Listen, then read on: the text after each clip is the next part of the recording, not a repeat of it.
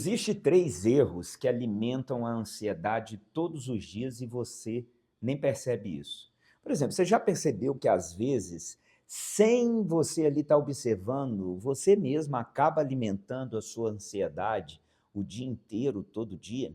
Existem comportamentos que dão uma sensação imediata de alívio para quem sofre de ansiedade, mas isso acontece somente no médio prazo, tornando a ansiedade ainda maior no longo prazo.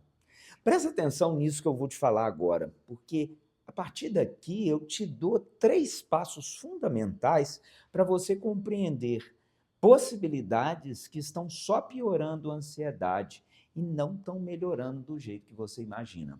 Olá, meu nome é Rodrigo, sou psicólogo, trabalho com psicanálise e aqui no meu canal do YouTube eu faço algumas análises sobre saúde mental, sofrimento psíquico e contemporaneidade. Ao contrário do que todo mundo imagina, esses comportamentos parecem proteção, mas na verdade mantêm você preso ao sofrimento. Importante, esses comportamentos muitas vezes são inconscientes, a gente não tem controle sobre ele.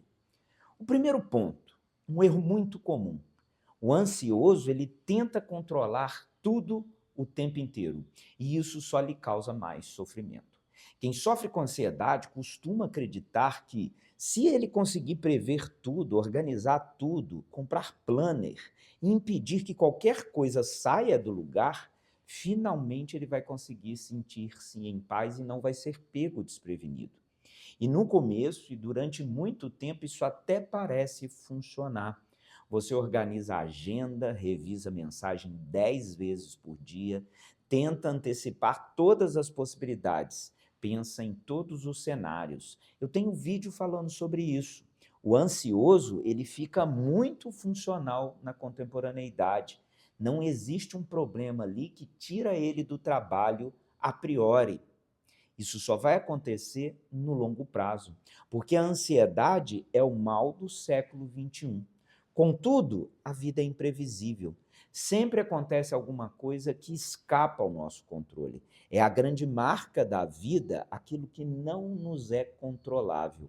E quando isso acontece, a pessoa ansiosa sente que fracassou, frente que ela não deu conta da organização, que o que ela está tentando fazer é pouco. E aí, quanto mais você tenta controlar uma realidade que nunca será totalmente controlável, maior fica a sua ansiedade. E esse é o ponto fundamental, ou seja, ali vira ponto de sofrimento. Agora, o segundo erro é você começar a se afastar das pessoas. É muito comum quem tem uma ansiedade média para grave, essa pessoa vai produzindo uma espécie de fobia social, muito relacionado por causa das suas inevitabilidades da contemporaneidade e da sua dificuldade de lidar com o outro. A pessoa começa a evitar festas, reuniões, ligações, relações duais, né? Sair para tomar um café.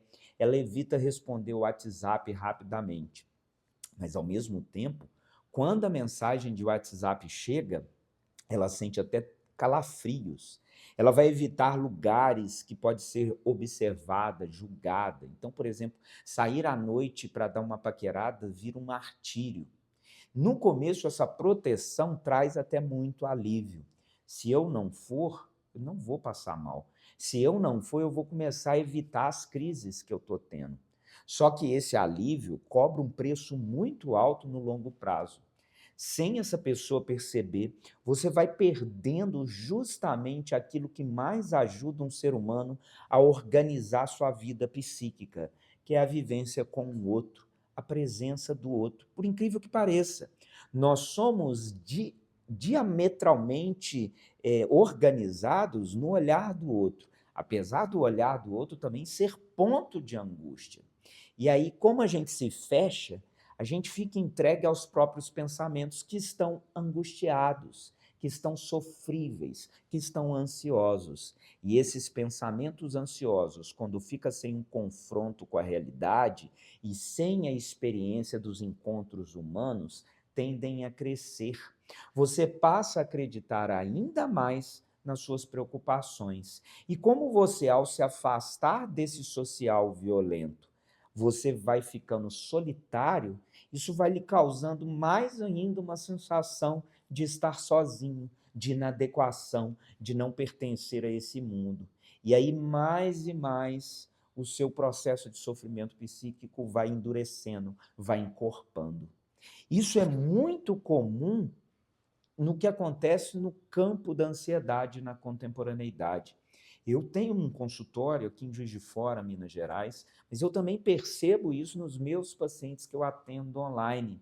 Esse sujeito chega no consultório completamente inadequado nas suas questões emocionais e ele não consegue construir uma relação com o outro, ou as suas relações emocionais ficam muito capengas e esse sujeito vai mais e mais empobrecendo.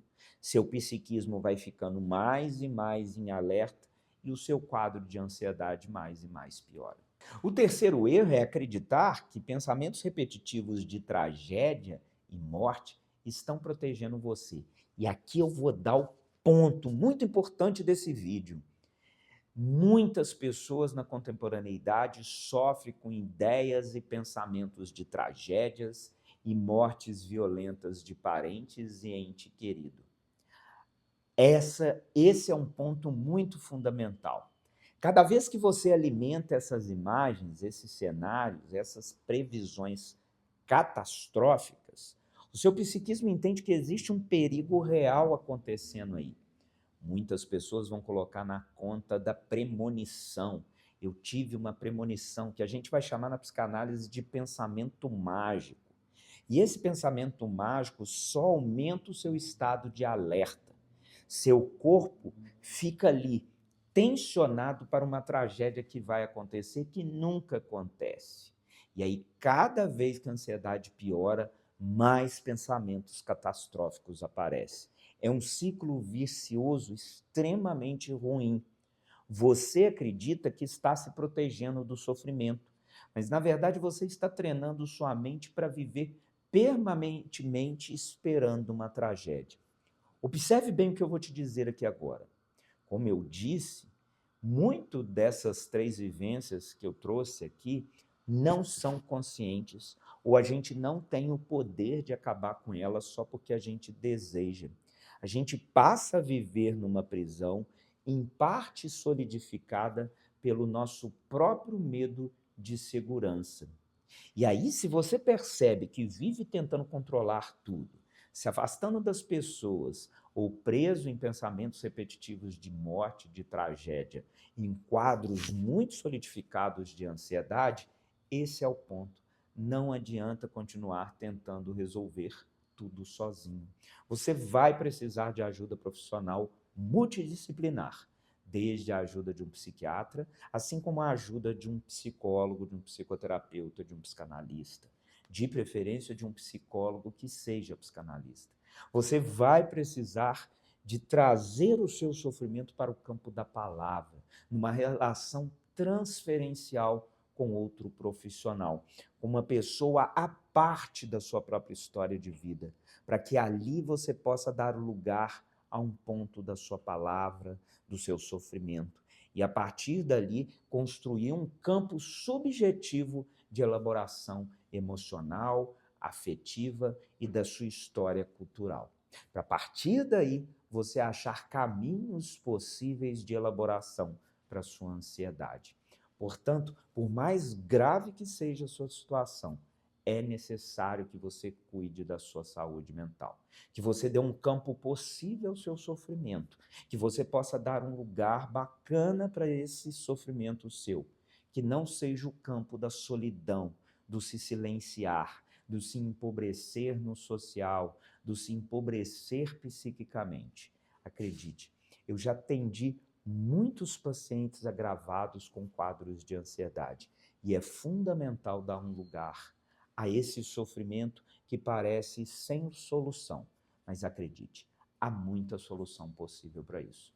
Só não vale sofrer sozinho. E você que chegou até aqui ao final do vídeo, vem comigo. Vamos junto cuidar da sua saúde mental. Um grande abraço, até o próximo vídeo. Tchau, tchau.